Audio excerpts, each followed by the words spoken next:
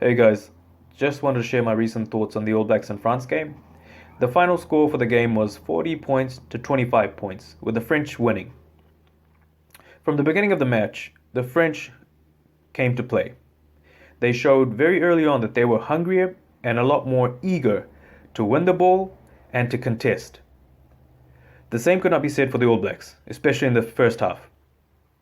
However, the All Blacks did show us signs that they were making a comeback, especially with the tries that Adi Savea scored and the runaway try that Rico Ioane scored.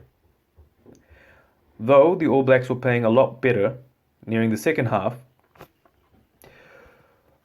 the turnovers that the All Blacks conceded nearing the final stages of the match, coupled with the yellow card that was given to Adi Savea in the 63rd minute, turned out to be costly. But what put the final nail in the coffin for the All Blacks was the turnover that they conceded on the 78th minute. It was at this moment that we knew that the All Blacks' fate was sealed in this game. Overall, the French played well. The way they ran the ball from their own try line to the All Blacks' final quarter, forcing Savea to commit the professional foul, showed me something that I had not seen from the French before.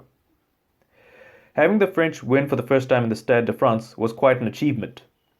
I believe it was the first time the French had beaten the All Blacks on their home ground or on French soil since 1973. This is really showing a turning of the tide, as many of these teams or these countries that would have been easily defeated by the All Blacks back in the day are now beginning to compete with them, and as we've seen today, are actually beating the All Blacks. I did appreciate that Sam Whitelock did make no excuses and admitted that the French were better today. But what I also find interesting was the fact that this is really showing us how difficult the World Cup is going to be for the All Blacks. I know it's only 2 years out, but the way that they played today, if they continue on this path and if improvements aren't made, then the World Cup is going to be really tough for them, even more tough than the last World Cup was. However, a lot can happen in 2 years. And I know that the All Blacks are the type of team that will probably be able to bounce back from this and come back a lot stronger. But I wonder if Ian Foster is the guy that can lead them to victory and lead them through the World Cup. The only reason why I say this is because Ian Foster has spent over a decade coaching the Chiefs, right? And during this time, for pretty much the bulk of his tenure there, the Chiefs were wooden spooners in the Super Rugby competition.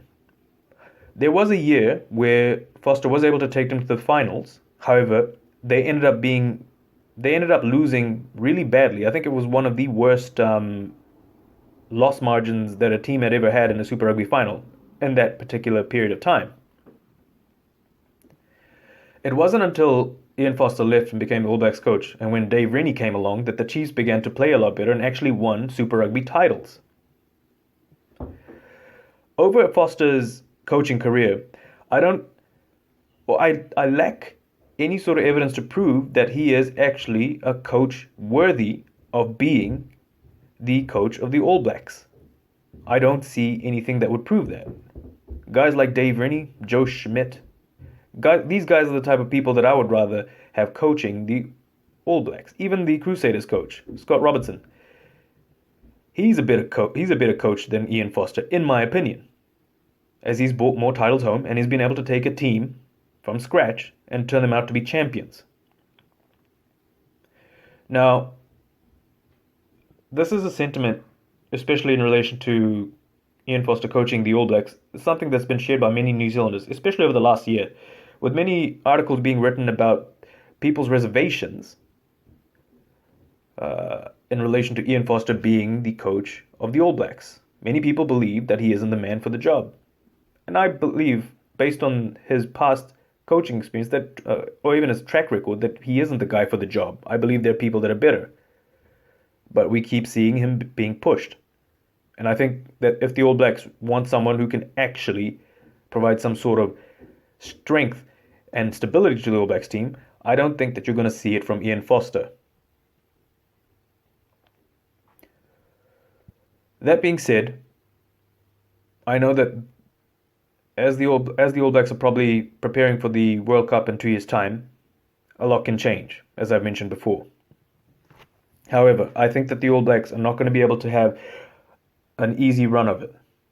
I believe that the South Africans, the English, the Irish, and the French are beginning to show just how dominant they are on the rugby scene. And let's not forget about the Argentinians, who provide a flair and also a very competitive form of rugby, which which they have used to beat the All Blacks in the past, and have shown to be top contenders for the World Cup title.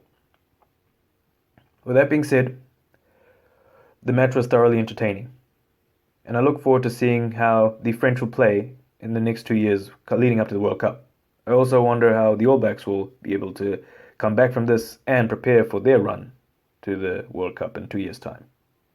Anyway, guys, that's just my comments and thoughts in relation to the game that we saw today.